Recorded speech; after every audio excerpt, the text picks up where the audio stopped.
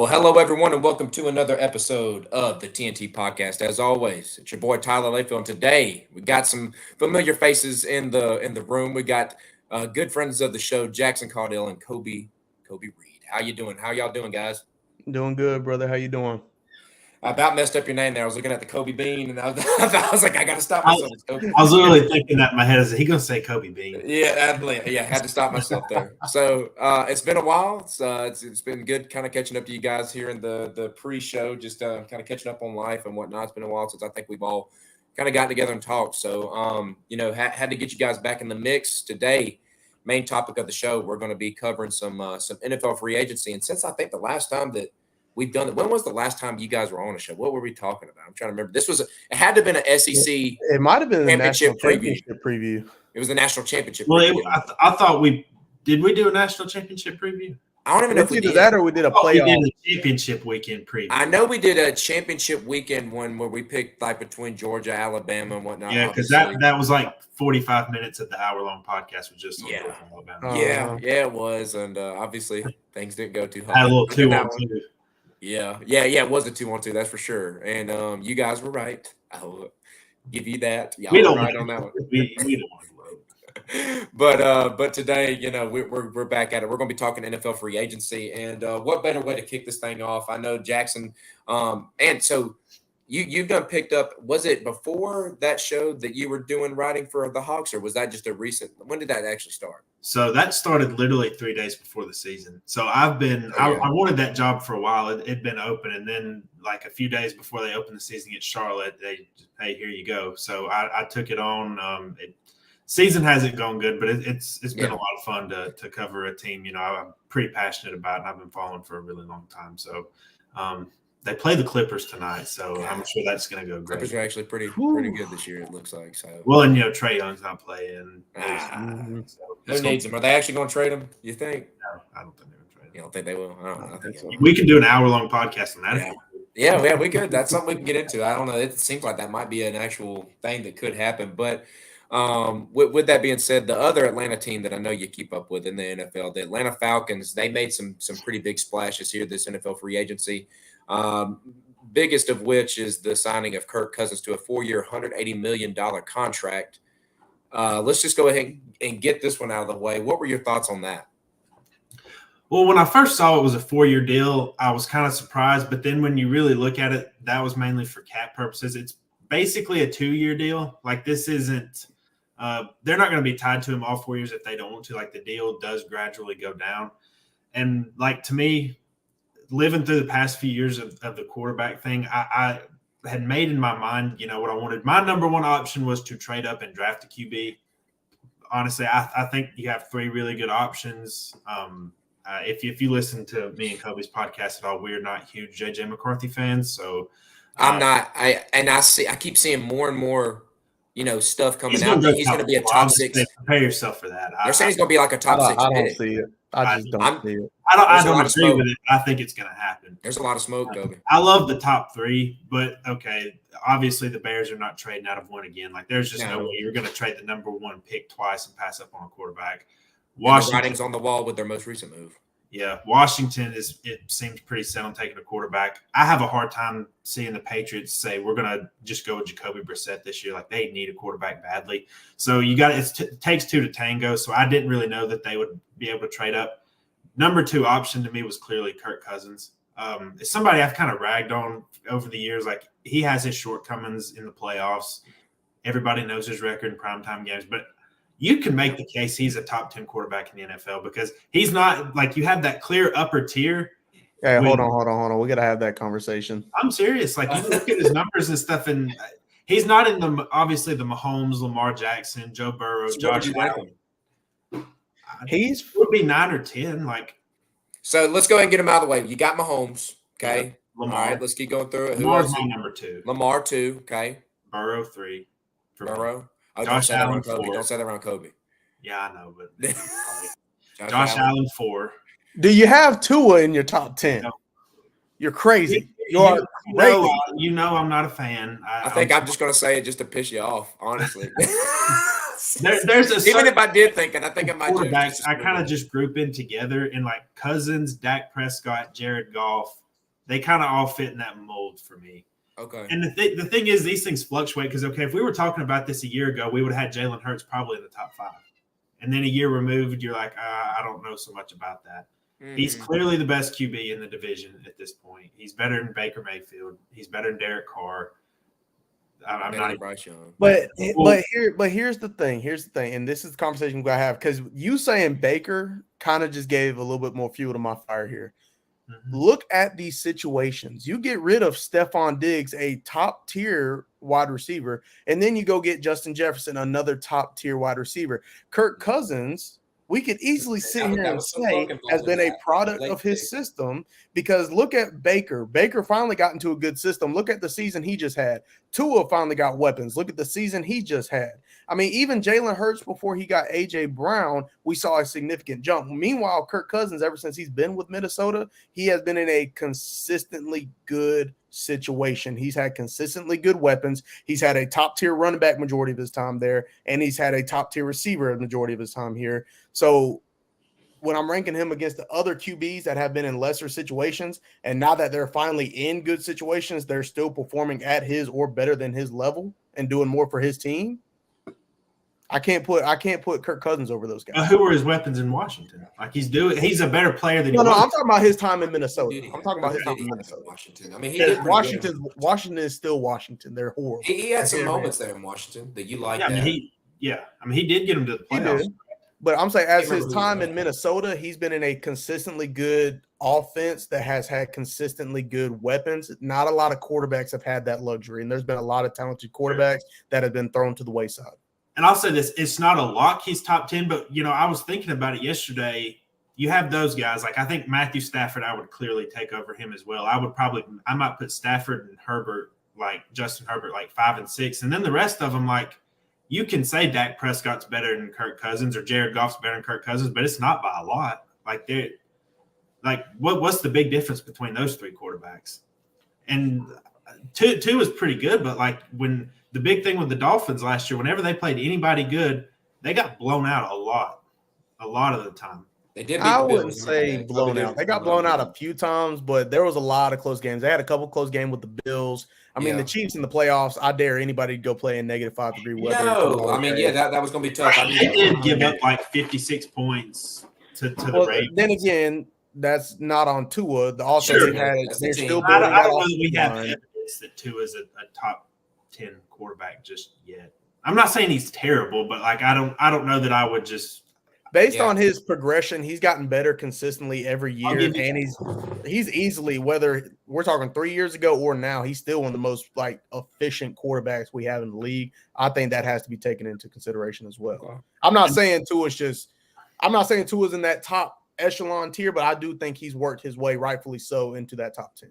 Yeah, he's if he's not in it, he's around it. Yeah. Like, I think outside of those top-tier quarterbacks, you can make a case for a lot of guys. Like, I don't think there's a lot of separation between them. And then, like, my other options, like, I probably would have signed Russell Wilson after Kirk Cousins, and then Justin Fields was my kind of last resort. I'm not big on Justin Fields. Seeing the price tag on Fields, it kind of makes you think, was it worth it? I think Fields would be the perfect fit in Atlanta. I really do. Atlanta kid, all you have to do is trade a 6th-round pick for him. Yes. I don't know. It's not too bad. Does the injury history worry you at all about Kirk Cousins? Sure. I mean, it does. I mean, it was the only injury he's had in his career. I know he's 36, coming off an Achilles injury. Like, that's going to scare anybody. But I just think he was clearly if you wanted to win now, I think he was very clearly the best option. Like, long term, I thought getting a young quarterback was fine because a lot of the pieces on Atlanta are young anyway. This isn't like it's a veteran team that you've been waiting on for years to try to get over the hump. Like the Rams a couple of years ago when they won the Super Bowl, you had a lot of veteran pieces, but like I thought this was clearly the next best option. And then you had big drop-offs. I'm not saying they're gonna like go to the NFC Championship or anything like that, but I think they can make playoffs. I think that's very attainable. I think they're the clear-cut team in the division now. Like, to me, it's them. And I still like the Buccaneers as a sleeper. I think Buccaneers, you got to respect them. You do got to respect them. Just it's a 2-team division. I think. Like the Saints. It really shouldn't, because if the Saints had a quarterback, it kind of be open. Yeah, I'm not huge on. Yeah, I'm not huge on Carr. And you got to think, looking at the pieces Atlanta has. I mean, they've been known to have a pretty good. I mean, right, a pretty good offensive line, right? I mean, they've Yeah, invested at least a lot of draft capital. Lindstrom's one of the best guards. I'd say he might be the best guard in the NFL. Bergeron or whatever. They drafted him like in the second round or something like that. His name Bergeron? Bergeron. Yeah, he was like a decent guy. Yeah, rookie from Syracuse. He was pretty good. Jake Matthews is it all comes down to, can you incorporate Kyle Pitts, because he is a game wrecker. He is I think they will now. Incorporate him. Bijan, if he chooses to play every single game, I think he can be a premier running back in this league. I don't think he's there yet. I think I had him pegged as the second best running back after this season, best rookie running back, right there behind Jahmyr Gibbs. Gibbs, okay. Yeah. I mean, considering that Gibbs was sharing that many reps with Montgomery, and Gibbs still had over, I think, 1,300 total yards on the season, and they did have well as a team going in the playoffs. I think Gibbs deserved that. But you got a bunch of young talent. I think Drake London, one of the best contested ball catchers in the league right now. So you got a bunch of young talent. And then that defense, they're really coming along. The defense has been a big part of that Falcons team. And I feel like when you got young guys like A.J. Terrell, you're making good moves in the linebacker and secondary positions. I think the Falcons – I think they're going to be good, like Tyler said, as far as winning right now. But because you have that many young pieces, go ahead and get a young quarterback that can grow with them. That's where I think Fields would have benefited a little bit better. Do you see anybody in this draft class that you think could be a late round flyer they could take a chance on to be that kind of guy? Quarterback. Yeah, just for me. No, I think it's going to be defense for most of this draft. I mean, you've seen they added Darnell Mooney, and what if I'd have told you that Desmond Ridder would have got more in a trade than Justin Fields? It's kind of crazy. Yeah, I kind of like it. Just Rondell Moore. Like, I didn't mind that. Rondell Moore's bad. And then Mooney, I think. I mean, we're looking at it. I mean, Mooney is a stud. 3 years, $39 million. I don't know if he's worth that much, but I do like the speed. I think he can take the top off of a defense. I think he's one of those guys. This could be something you can piece together and make something out of. And you know, we're not even at draft time yet, and you know they could make some. Now, one team I will say, I think rivals, if not had the best free agency up to this point. We got to talk about what Green Bay is doing. Okay, Green Bay is making moves. I mean, you go get Josh Jacobs, you go get Xavier McKinney, you go get all these guys that you can piece around Jordan Love. You give them a defense. Speaking of his love language. Signing all the Bama players, man. That's what I was about to say. I love it though. I mean, I love it when you sign a Bama player. You're gotta be Xavier McKinney, one of the highest rated safeties in the league. I mean, Josh Jacobs. You got a young group of receivers that I think can produce for Jordan Love, and you got the offensive line. You could spell Josh Jacobs if he needs a little breather or something. I don't think he's that great, but he's okay. And coming off of what they accomplished this year, I mean, I think the Packers are in a very good place moving forward. Sky's the limit on that. I mean, they did accomplish a lot with what they ended up having. I think Jordan Love ended up surprising me toward the end of the season, especially with how it kind of started off. They got a good young wide receiver core, pretty good team overall. I've always kind of had a good thing about their defense. They also got a lot of Georgia boys there, so that's a reason I like it. So this looks like we're teaming up on this one, to get this thing done. So yeah, you're right. They did have a pretty good free agency class. If anybody that's listening to this is into betting, you can get the Packers at plus 2,000 to win the Super Bowl next year. And I'm not saying I haven't thought about doing that, but I'm just letting y'all know. It's not bad. I'll just be honest, they made me mad last year because I had a little division parlay last year, and I picked Green Bay to win the North last year, and they started off bad, and then they start getting hot at the end of the year, and it wasn't against Detroit. So I like Green Bay a lot going into next year. Yeah. So Jackson, what's a team? Who's a team that you really liked? This offseason for this free agency for so far. Honestly, I think I like a lot of the moves the Eagles did. Like I do think I've been hoping for them for years to just get one back and then roll with a big rushing attack. Like, I don't mind having a number 2 back to spell him, but like Nick Sirianni is like, he gave Kenneth Gainwell like way too many carries last year. I think if you get way too many touches, and just have a compliment to Jalen Hurts and bring a little bit of that offense back, like I just think it's a much better fit. I like what they did. Now they're losing some veteran guys like Fletcher Cox retiring, Jason Kelsey retiring. Those are big deals, especially in a locker room. Yeah. I think they're due. Like, if you look at their roster, like the Eagles have as good a roster as anybody, maybe other than San Francisco in the NFC. You just have questions about like what the heck happened at the end of last year. Like, it makes zero sense to me.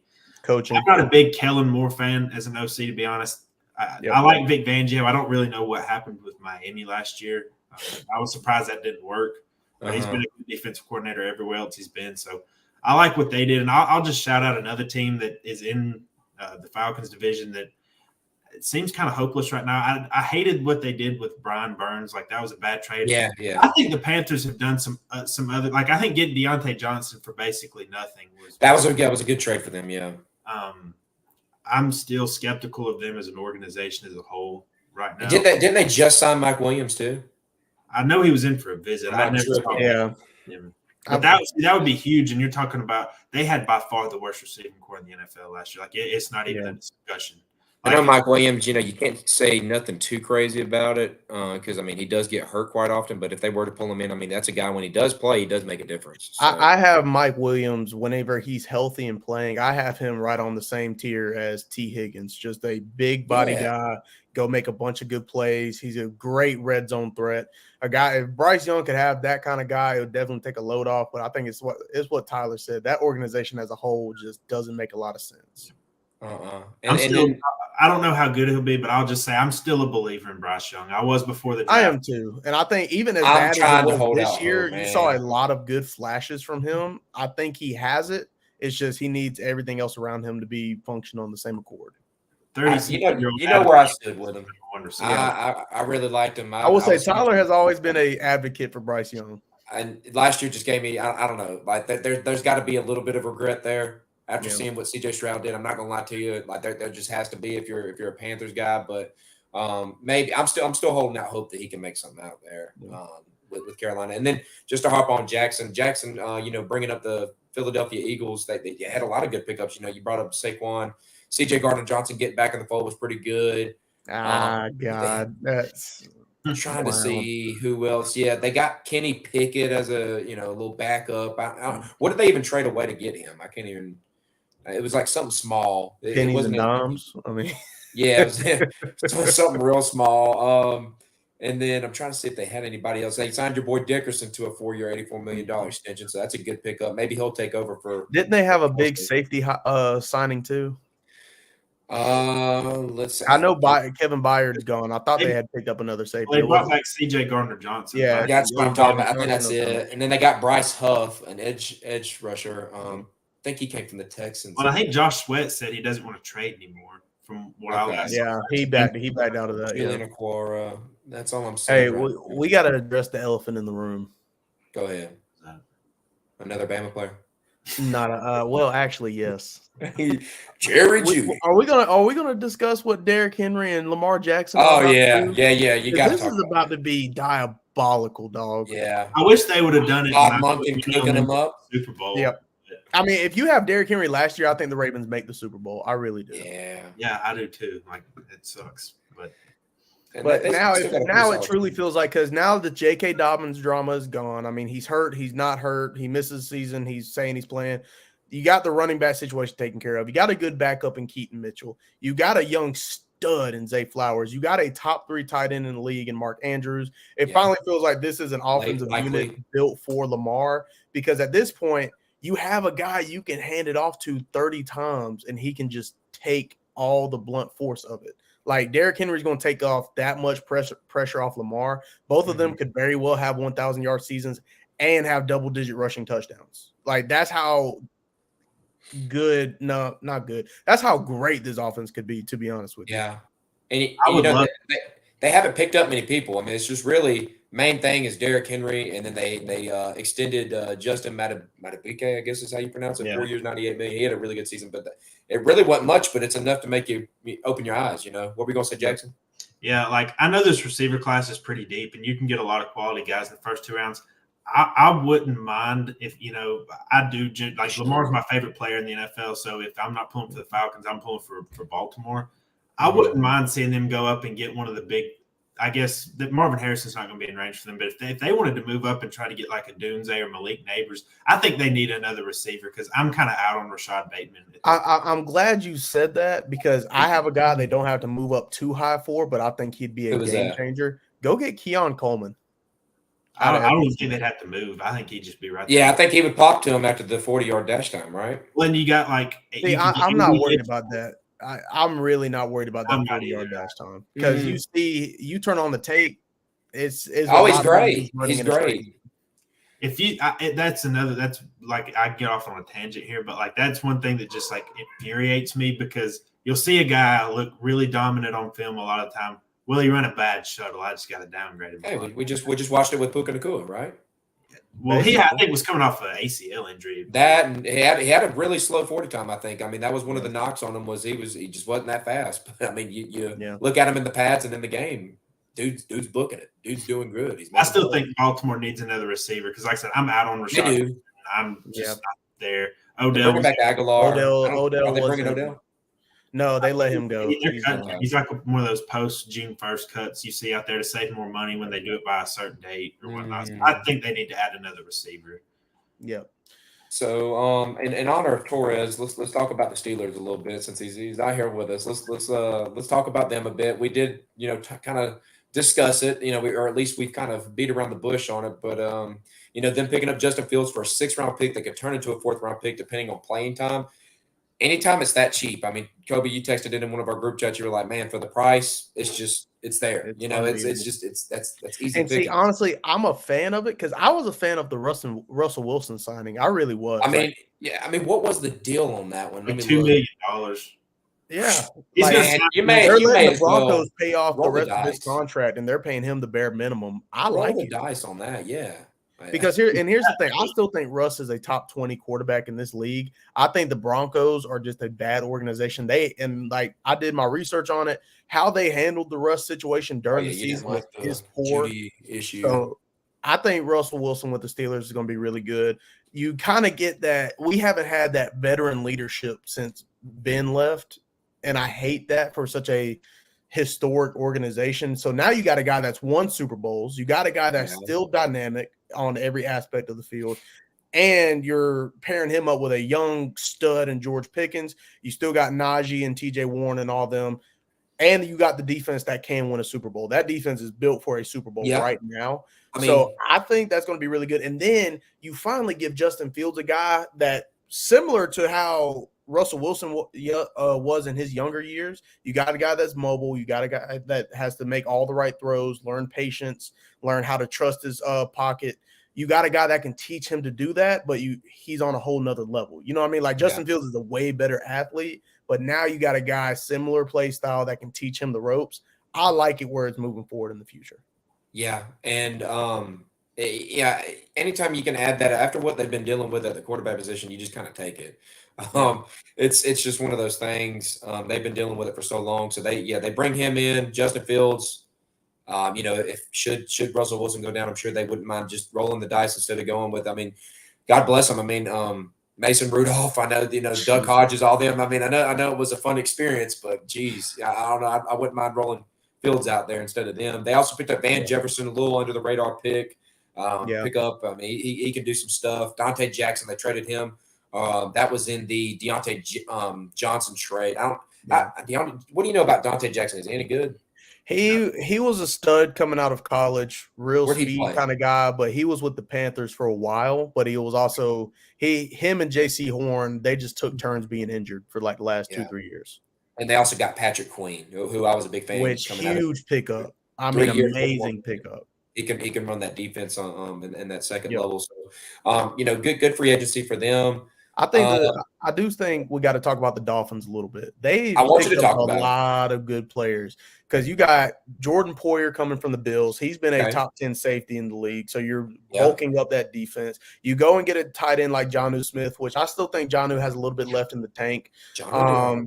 They're making a lot of moves, and I feel like they're moving. Shaq Barrett from the Buccaneers. Shaq Barrett, you got another edge rusher because by the time they got to the playoffs, they had no depth whatsoever out on their D-line and their edge rusher positions. That's where they struggled a lot because everybody got hurt, right? Jalen Phillips got hurt. Bradley Chubb, I think he was hurt at one point. So you go and get a little bit more depth there. I think the Dolphins, they're almost there, but I think they're ready to be at that point in the next 2 years or so to be Super Bowl ready. I think they're moving in that direction. Yeah, and they also got Kendall Fuller, I see. Kendall Fuller at corner, which is a He huge can be pretty pickup. good. So yeah, they did pick up some good. So let's see. You brought a couple of them up. Jackson's brought a couple of them up. Let's see here. I know one that it's kind of a little under the radar, or you may just kind of scoff at it, but the Bears, to me, what they've done, I'm okay with what they've done so far. I know that they traded away Fields for pennies. I understand that, like you said, nothing much, but bringing in, being able to extend Jalen Johnson. I know that was a guy that was trying to get traded at the trade deadline. Keeping him in, he's good. Bringing in DeAndre Swift, who had a little bit of a renaissance year there in Philly. I don't know if he's going to do as good in Chicago. I'm going to be honest with you. I mean, what he had in Philly was like a match made in heaven. I don't know if it gets much better than that. What do you think they do with these draft picks? Of course, they get Caleb Williams. You're going to have to get Caleb Williams, and he's going to start day one. Do they get a premier wide receiver? I think they try to move up from 9. You got DJ Moore. You got Keenan Allen. I mean, you might could go get Keenan Allen, huge pickup. Keenan Allen, that's what I was going to get to. I mean, they traded for Keenan Allen. You already got DJ Moore. He is on the older side. He's injured all the time. So I do think you're right. But he's injured all the time. But he still had 7-8 touchdowns and over 1,000 yards. I mean, I'd watch them move up, go from 9 to 5, and maybe swap with the Chargers because the Chargers need to be moving. Who do you think they'd be targeting right there if they jump from? I'd say a Dunze or Neighbors. Harrison Jr. is going to be off the board. I would be shocked if the Cardinals didn't take him at 4. Maybe the Patriots surprise us all. Yeah, they could go for a pass catcher. And they also got Gerald Everett, big tight end. They were able to get some other offensive linemen. Their offensive line actually improved over the year with some of the guys they had. I mean, their 2 tackle positions, Braxton Jones and Darnell Wright, who we're familiar with, played at Tennessee. Both of them really, really got good over this past year. Tevin Jenkins, okay. They picked up a guy from the Rams. So they're building the base for what you need for a young quarterback to step into. And, the defense, if it can get there, it can help out too. They did pick up Kevin Byard, like y'all mentioned, so that can help out. So really just that trade and, being able to bring in a couple pieces that could help out, I kind of like it. And then one loser for me, though. Go ahead. I was just about to get to that. Biggest loser. What is Jim Harbaugh doing right now? Oh, okay. I was going to bring up Cowboys. What are the Chargers doing right now? Let's see. They're what you call cap hell, and they have to cut costs. But traded away Keenan, let Mike Williams go. Austin Eckler's gone. Let Eckler go. Like, my biggest thing is a lot of I'm on the Dolphins side of Twitter, so the ongoing Herbert versus Tua debate has been happening. Oh yeah, Justin Herbert is about to see how Tua felt whenever he had who was it? Mac Hollins as wide receiver 1. Like, you know what I mean? It's about to be horrible, and I think Justin Herbert is a very good quarterback. But if I'm Harbaugh, he'll have a better offensive line than Tua's had. So I will say that. Which I'll say, now that I'm thinking about it, I don't know that the Chargers will trade back because they kind of got to get a wide receiver at this point. I think it's going to be, if I had to pick one, I mean, obviously y'all said the top 3 are going to be quarterbacks, right? I mean, you're saying who's at 4 right now in the draft? Arizona, and that's where they mentioned a trade back spot. So maybe Marvin Harrison doesn't go there. Like, that could be where somebody gets Galaxy or something to come up get JJ McCarthy. So Lord forbid. Be ready for that discourse. It could happen. I mean, they do have Quentin Johnston. That's a bit of a joke. And then Josh Palmer. That's about it as far as receivers go.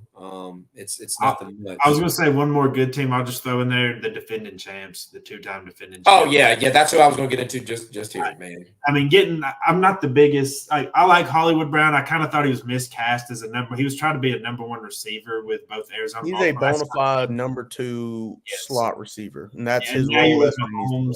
And speed. Chris Jones. Speed kills. Yeah. It sounds like they're trying to trade L'Jarius Sneed. You'll get some pieces for him. I don't understand that because he's one of the best young quarterbacks. One of those is Mahomes' contract is just so big as you can't have a lot of big contracts.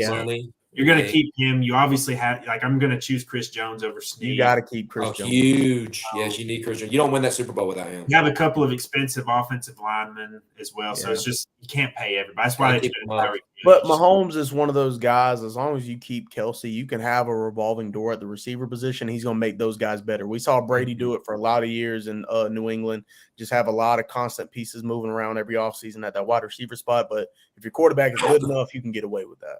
Yeah. Hollywood Brown is like Jerry Rice compared to Kadarius Toney or MVP. Yes, they can let Toney walk. You got him and Rice. You got Rice, he was going on at the end of last year. Rasheed Rice is one of the best up-and-coming receivers. I put him on the same level as Tank Dell. They're really, really good.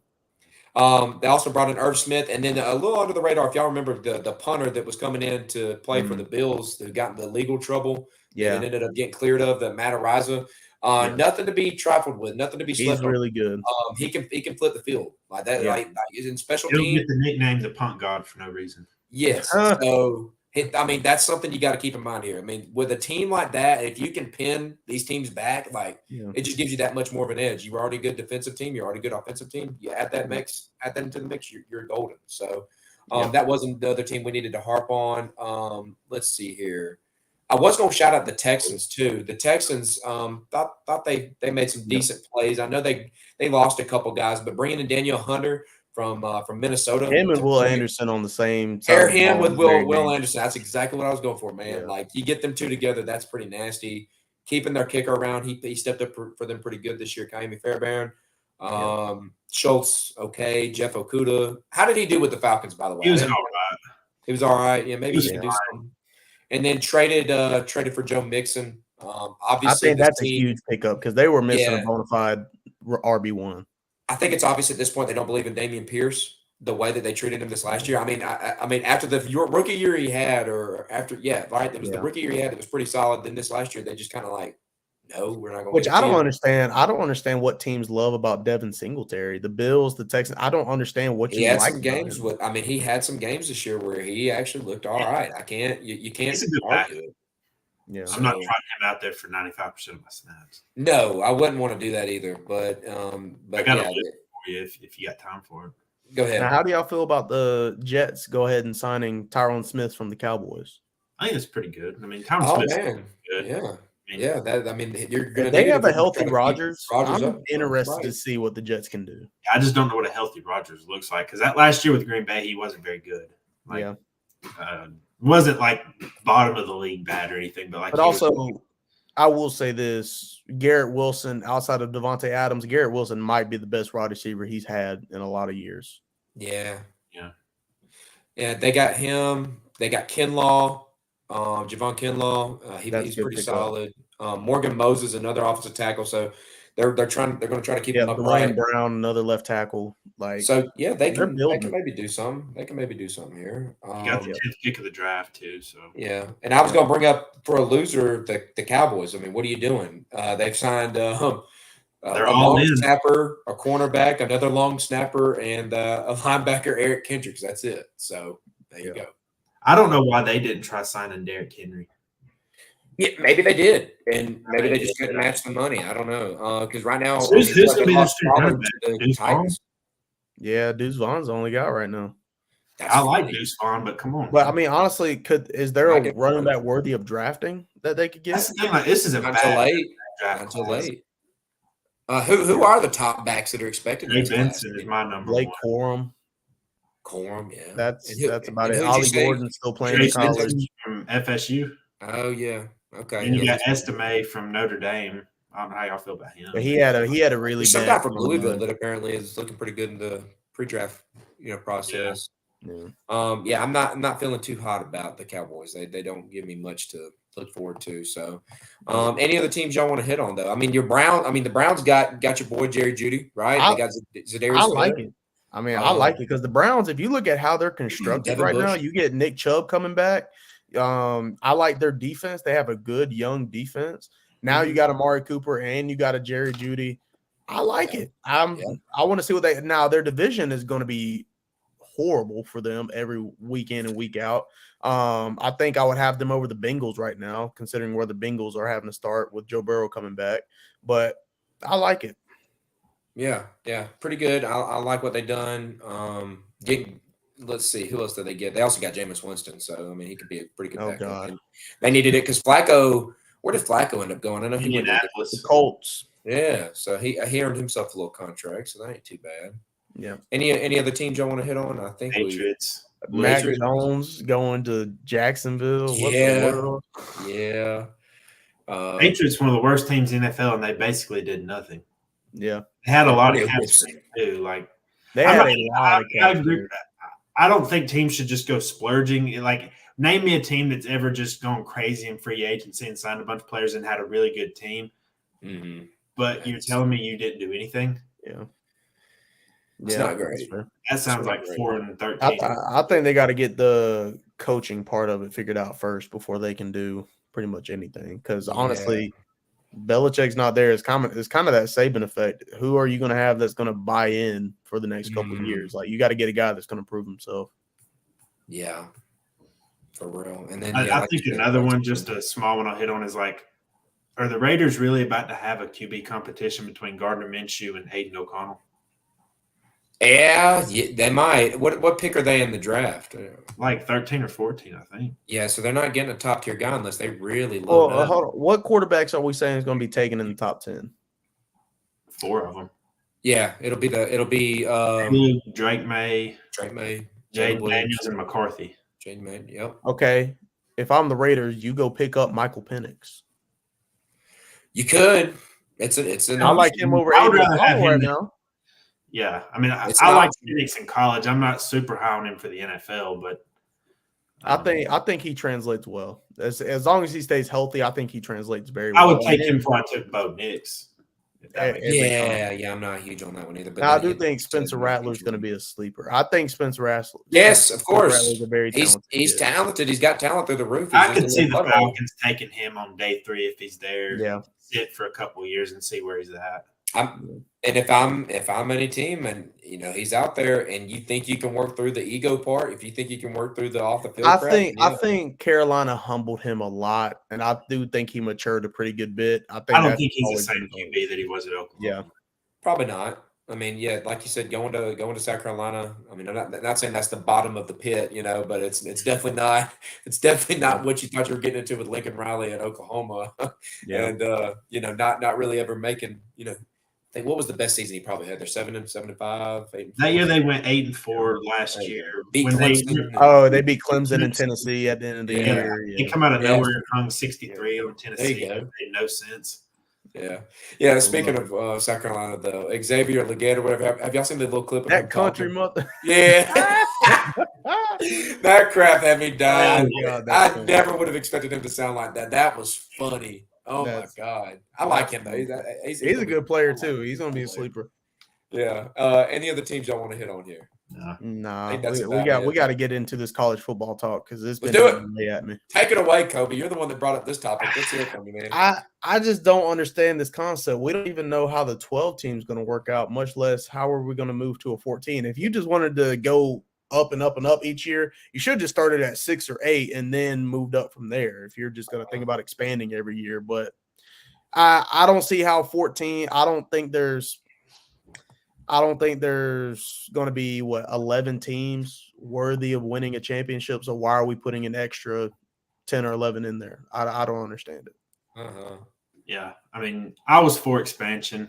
Look, I think I generally agree with the sentiment that, like, in the playoff, I can't name a 14 playoff field where I thought all 4 teams legitimately had a shot, because outside of Ohio State that first year, generally we thought of the number 4 team as just being, not great. Like, I was say, how many 4 seeds have won it? Ohio State, Bama, who else? I think that's it.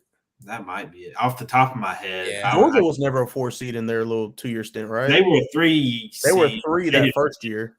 Yeah. They were a 3 when they beat Bama a couple years ago, and then they were number 1 the year before last. Yeah.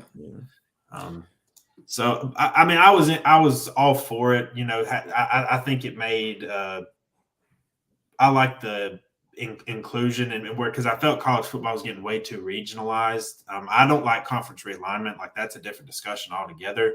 Yeah. I don't like that we're going to keep expanding. Now, did we ever figure out like the the format for it, like how many teams are getting how many bids, was that ever announced, or was that still like, hey, we got a 14-team playoff agreed to, we'll figure it out? I think is it not still the same concept? They got 5 auto bids, and then the rest is just going to be. Well, I know at one point there was like the SEC and the Big Ten each get 2 automatic first-round buys. Wasn't that correct? Weren't they trying to push for that? I mean, yeah, but I don't understand that either. I mean, I get it from their perspective. I don't know why any of the other conferences would agree to that. Yeah, because I think every other team's going to end up being in one of those conferences at one point. Yeah, and then like the group of 5 is going to go along with anything at this point to be included. Like they just have literally no leverage to negotiate because it's either you take this deal or you have nothing. Like that's I think that was my issue with the whole thing, and I think me and Jackson, we touched on this a lot on our podcast over the years. It was a snowball effect. No matter however you chop it up. Jackson has always been for it. I haven't, simply because I knew 12 wouldn't satisfy everybody. Now 14's in this discussion. They're probably going to move it to 24 at some point. Like, I always knew that no matter what you expand it to, nobody was going to be satisfied. So I think that's where you got to take out the inclusion argument and you got to go for efficiency. Like, you got to stick to the small group of teams that are efficient during that year that you think have a legitimate shot. Don't just include everybody from every other conference just because you want to make more money.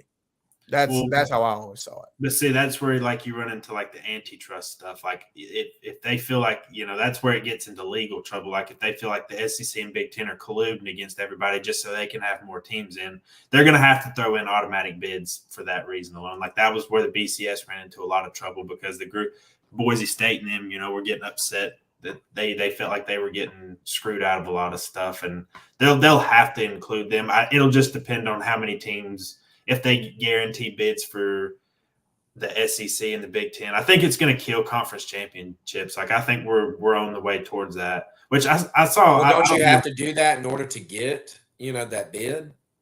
We'll see, but I think wouldn't the top 2 teams in the conference, like if they're playing for the conference title anyway, what's the point? It don't matter. Yeah, at that point. So yeah, if you have Georgia and Bama both undefeated going into the conference championship, kind of do need that. Say Alabama loses and has 1 loss, but 3 loss Kansas wins the Big 12 and they're ranked higher seeded over Bama. That's where the issue comes in. That might. Yeah, I get that.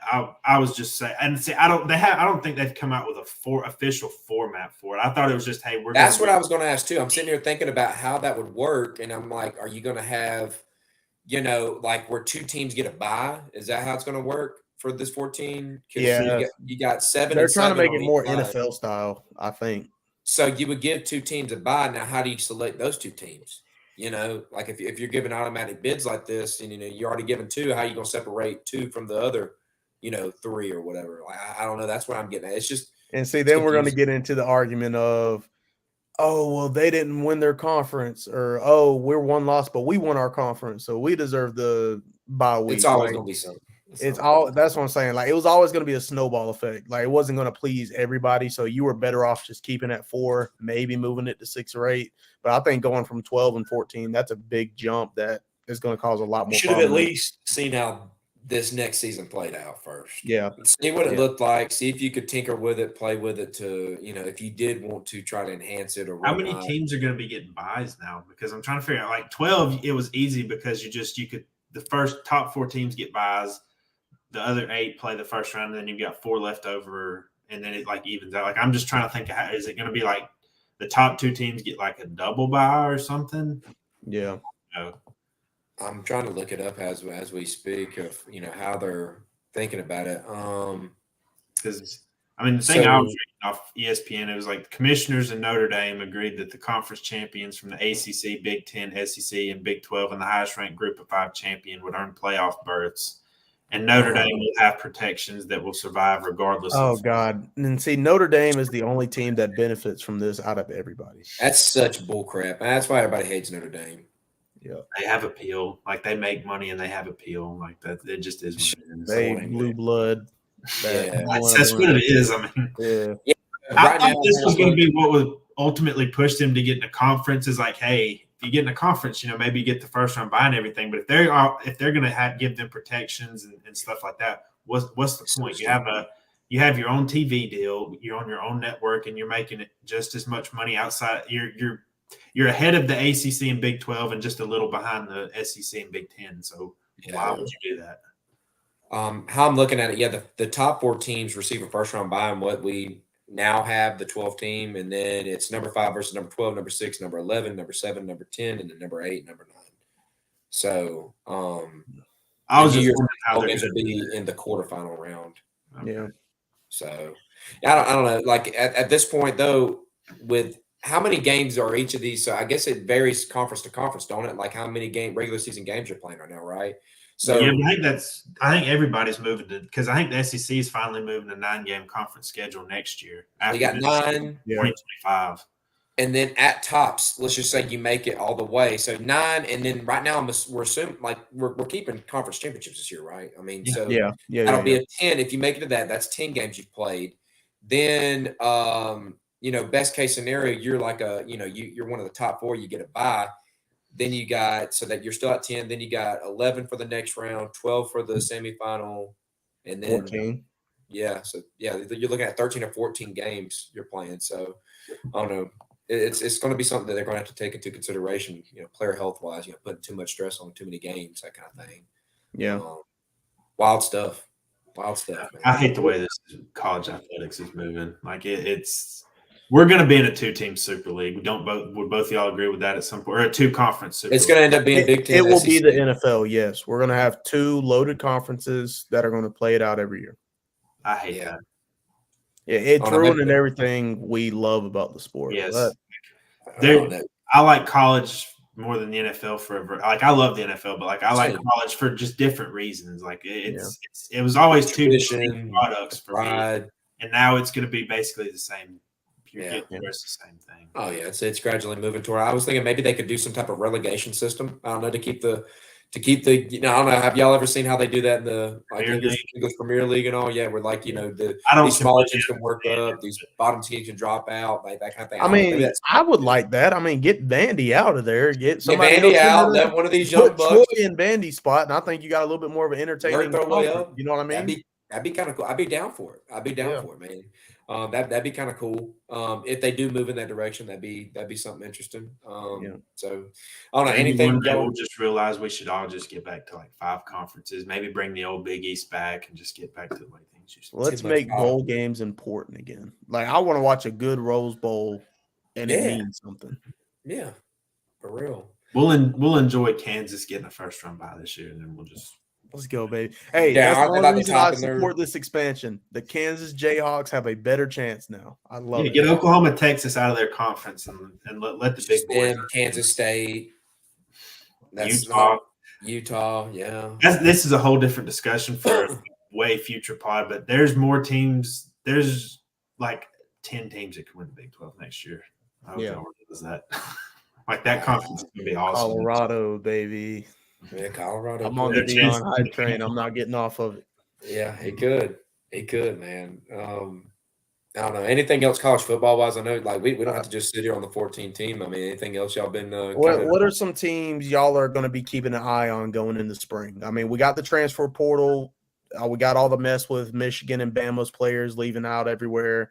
What are some of the teams that y'all going to be really focusing on spring? Well, I mean, I've got an easy answer.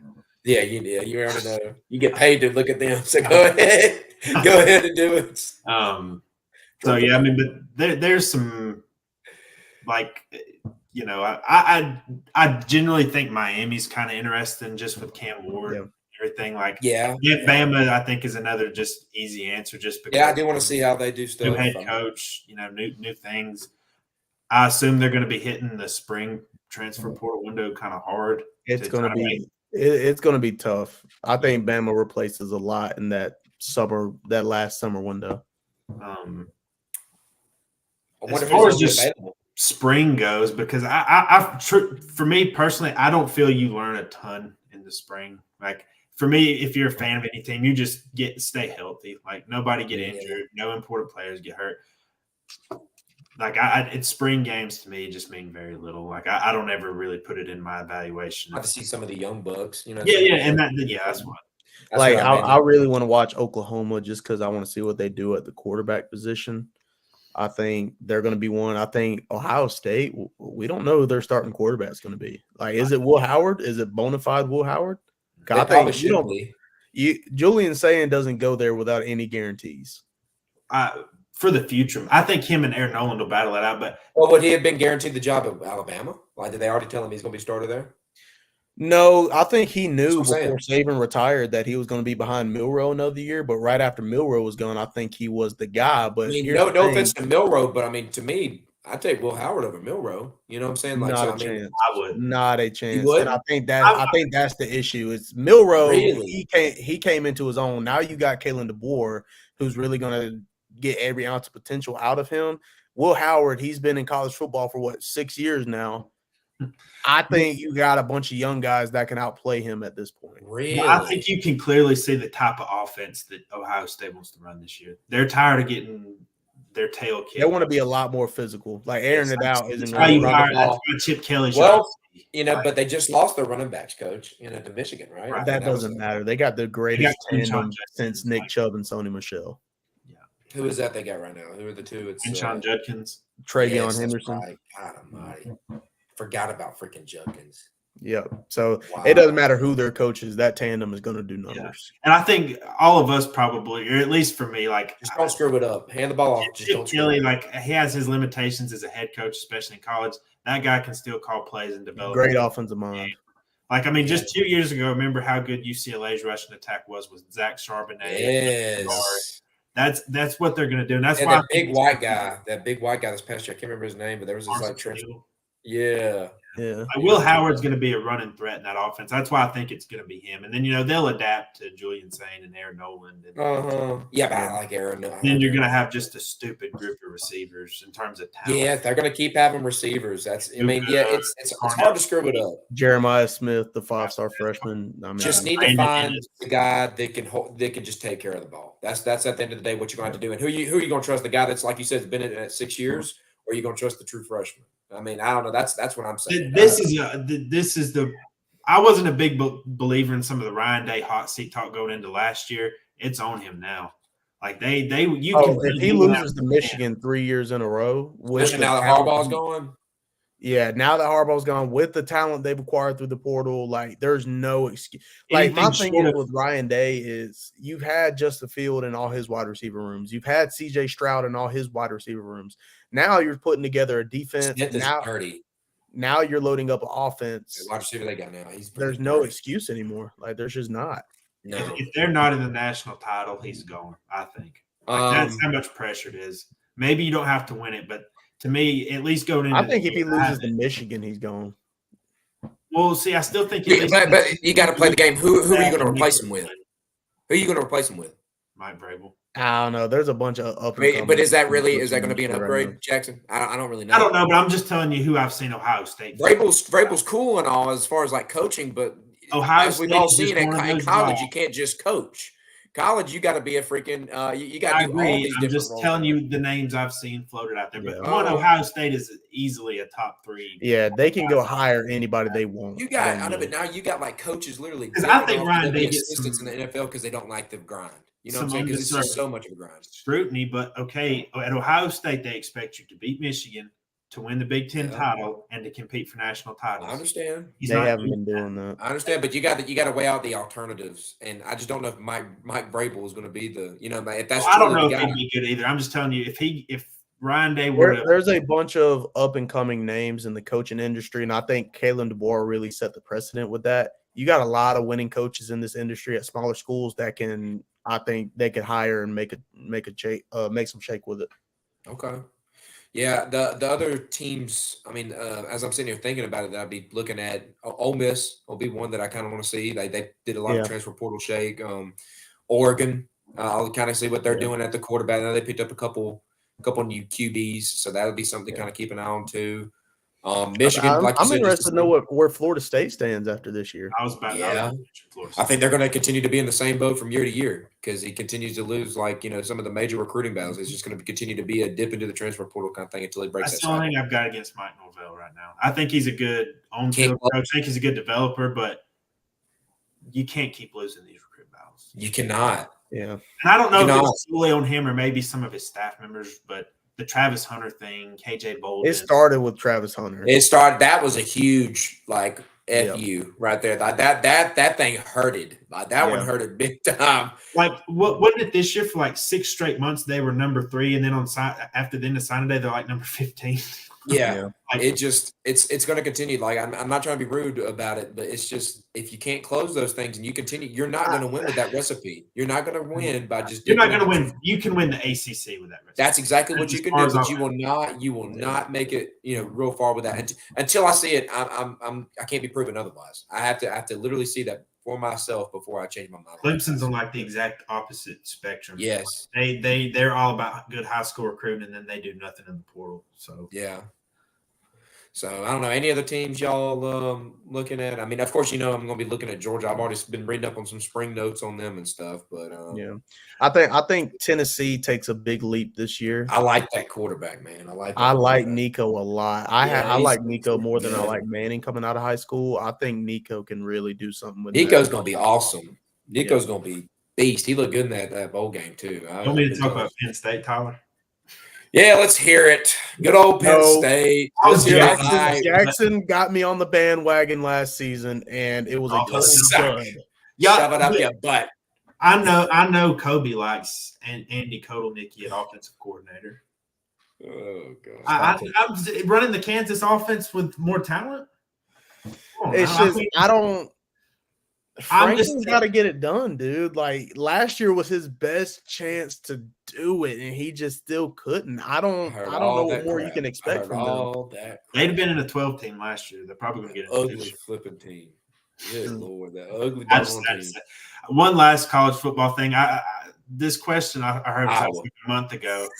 All right, so would y'all take Georgia, Ohio State, Texas, Oregon, or the field to win the national title next year? Those 4 teams are just the field. I would take those 4 teams in a heartbeat. Yeah, I'll take the 4 teams. I'm gonna go the field. Oh, are you playing the numbers game? That's Alabama, baby.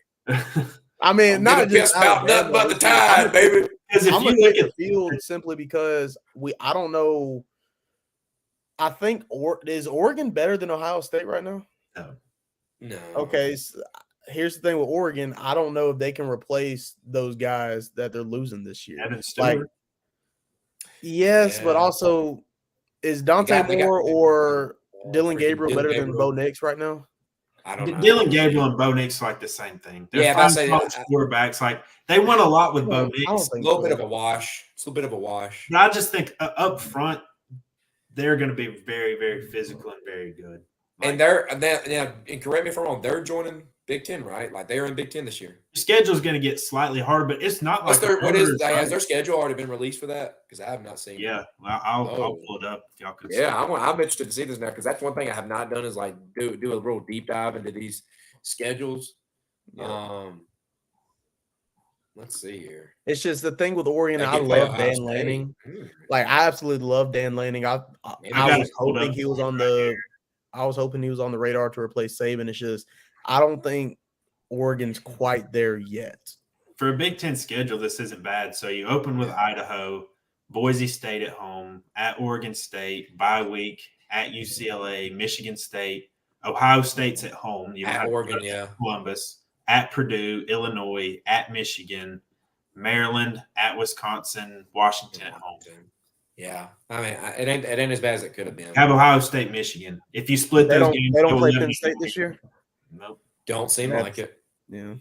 Yeah, I mean, you can probably split those. You're probably if I had to pick who it's going to be Ohio State. I think they can beat Michigan. And if y'all want to see how the group of 5 team might fare in the playoff against the top team, just watch Boise State, Oregon that week too, because Boise State might be the favorite to win that group of 5, and they're probably going to be 3 touchdown underdogs in that game. Yeah. I agree. But if you look at betting odds right now, that's why I asked that question. Is the top 4 was Ohio State, and then there's kind of a cutoff, and then Texas is kind of in a weird group by themselves, and there's a cutoff, then Oregon, and then they're going to have to replace some guys too. I think Texas is. I think Texas and Penn State were in that same argument. Texas's best chance was last year. Was it though? I think so. Look at the receiver. Who are they replacing? Look how physical their defense was. You get a big win over Bama at Bama. I think that was their best chance, and that was the most momentum you were ever going to make a case. You make a case. Texas, Week 2. I am going to have to see how these wide receivers Yeah. play because I don't really know anything about Ryan Niblett, DeAndre Moore, or Jonte Cook. I'm going to be honest with you. Jonte Cook, Jonte Cook coming out of high school was on that same caliber as Zachariah Branch at USC. He's a stud. Isaiah Bond. No love. Yeah, that's Yeah, right. Bond. They got your boy Bond. Yeah, get him going. All right. Defense. I know they lost the two big boys that they had. And see, that's another thing. The way they've been recruiting and stuff, and then like you get Ewers back. Texas has recruited at an elite level for a lot of years and have never done. Yeah, but you can see Sarkisian start to make headways with it. I mean, they were. That's what I'm saying. I think they had the roster to do it last year. I don't think this roster this year is going to be. I do think they did. I do think they took a little bit of a step down. I will say I'll agree with Kobe on that. I do think they took a little bit of a step down as far as the weapons go. And like they made the playoffs last year. Like they had a very good chance of making the dance, and they just didn't. They could have. I mean, I'm not going to say they could have won it all. They had a chance there. If they played Michigan, I think they had a chance there to win that. So, I mean, he's right. I just think it's interesting when you look at the odds and how Vegas looks at it right now because it's those 4 teams. And then you said the fourth one was Oregon. Is that what you said? Mm-hmm. Who's like 5th, 6th? Hold on. So you said Georgia, Ohio State, Oregon, and Texas. Texas is third. They have the third best odds right now. Name the next 4 looking in. All right, let me get it because I think it's Michigan and Alabama. I mean, I can see out of those two, I'd have Alabama ahead of Michigan. I just don't know what to think about Michigan this year. They're losing a lot too. Hey, I can get behind that right there, big dog. Yeah, let's go. I can take it's actually none of those teams. So Oregon's at plus 1,000, and then you have to drop down to plus 1,400 to find Ole Miss and LSU. Ole Miss is man. There's a lot of and Alabama plus 1,600. And you said LSU. I don't understand the LSU. It's Nussmeier, right? Isn't that who it is? Yeah, I don't understand the LSU hype. And then you've got Bama. You didn't understand it last year either, and you were right. Penn State, Notre Dame, Clemson, and then there's another big gap, and then there's Florida State. Wow. Wow. Yeah, I mean, hey. If you trust Vegas, it's those 4 teams and everybody else heading. But and see, that's the interesting thing about this expansion because you could have Clemson sitting there at the 9 seed very comfortably. And I think they can make some shake. It's like that's one of the teams you don't want to see. You don't want to go you don't want to play Clemson in the playoff because they could very well just win. No, it's like like if I had my pick of the litter here, I'd rather play one of those like group of 5s than like a Clemson. Well, last thing we'll get into here a little bit because this was just released while we've been here on the show. A little March Madness preview. I know I haven't been able to pull up a whole bracket. I'm kind of seeing some stuff. I see the number 1 seeds are North Carolina, Houston, Purdue, and UConn. Yeah, Houston and UConn. So UConn back at it again. Kobe, let's see. Where did Alabama? Alabama's a 4 seed in Carolina's bracket, I think. We're in the Western region, ain't we? I think it's with North Carolina as a 1 seed. Yeah, I believe you're right. Yeah, I found it. Y'all are going against College of Charleston. So, congratulations. At Kelsey. Going to be a head coach soon. But I don't know. There's a bunch of sleepers in that region. I mean, I think Mississippi State is a solid basketball team. You got Bama. You got Clemson. Mary's got that white boy that can play pretty good, man. I was watching them the other day. You got Baylor in there. I mean, Arizona, of course. That's a tough region. Yeah. The East region, you got Auburn, you got UConn, Illinois, Iowa State. Yeah, that East is tough. What else you got? I'll say I hate Indiana State got left out and Virginia got put in. I agree. Indiana State has a 20. Their net rating is 29th. Virginia's 55th. Well, what's the argument for putting Virginia in? Money. Yeah, I give me a break. Hey, that South region, I think Florida can make some shake in that South region. I hate to admit it, but I do too.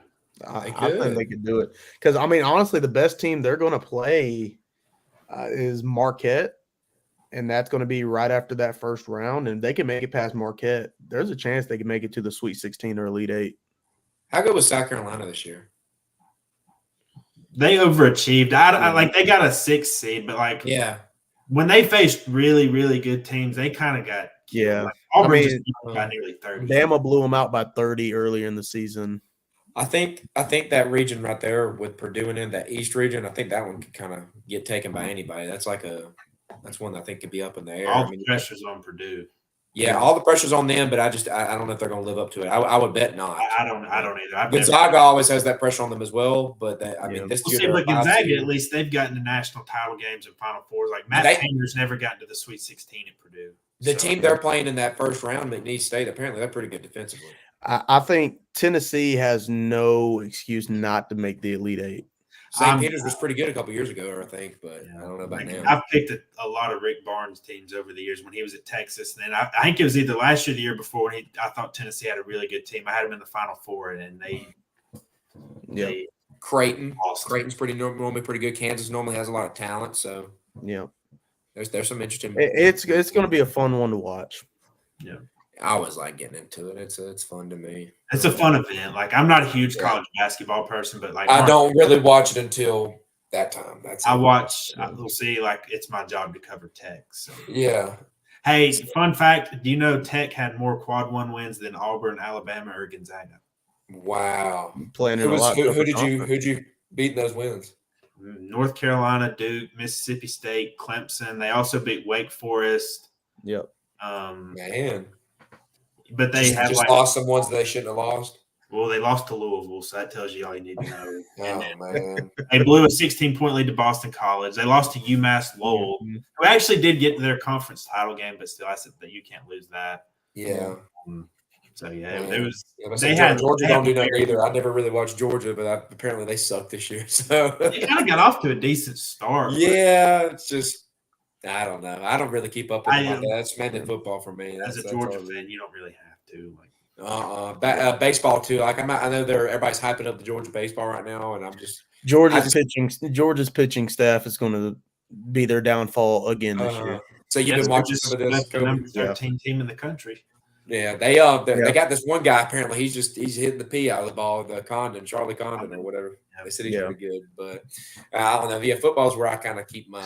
That's where I make my hay. I like the football land. But man, hey guys, this was fun. I appreciate it. Thank you all for joining in. Any last things y'all want to say here before we end it? No, this was fun. It's always good to get the boys together. Yes. Don't count out Kalen DeBoer in Alabama this year. Just sit back. You shouldn't be counted out. No. It just shouldn't be as I don't know. There shouldn't be as reverent of it. Or confident in it. That's fair. I still think I mean at worst. You're not rolling in there with that blind faith anymore of like no. Facts. You think but you don't have that confidence anymore that you're going to be just as good as anybody anymore. Yeah. You can't. I feel like that feeling that I've had for the last 15 years of don't matter how bad it is, you got we can beat anybody on our schedule. Like no matter how bad the first half was, there's always a chance we can come back. That's gonna waver a little bit until I see what DeBoer does, but I still like where we're at. I still think the Bama standard is. We'll see early on. My bad. I'll bring it up real quick. The recent quotes that have dropped about Saban. What was it? The other day there was some stuff about how the guys were reacting in the locker room after the loss and stuff like that. Quick thoughts on that one real quick. I think Saban has been telling us this for a lot of years. You guys are very intelligent, college football educated guys. Y'all knew there was some truth behind what Saban was saying. Now you got Kirby on that same train. I think it's all about NIL deals and money. I mean, Isaiah Bond goes to Texas just so he can get a Bronco. Mari Nyblack, he wanted more money from Saban to start up his YouTube. I mean, Dallas Turner, he showed his butt. He's just ready to get to the NFL. I mean, you had a lot of guys. I didn't understand all that. I thought he was going to be a guy that you could, I don't know, that would be more mature than that.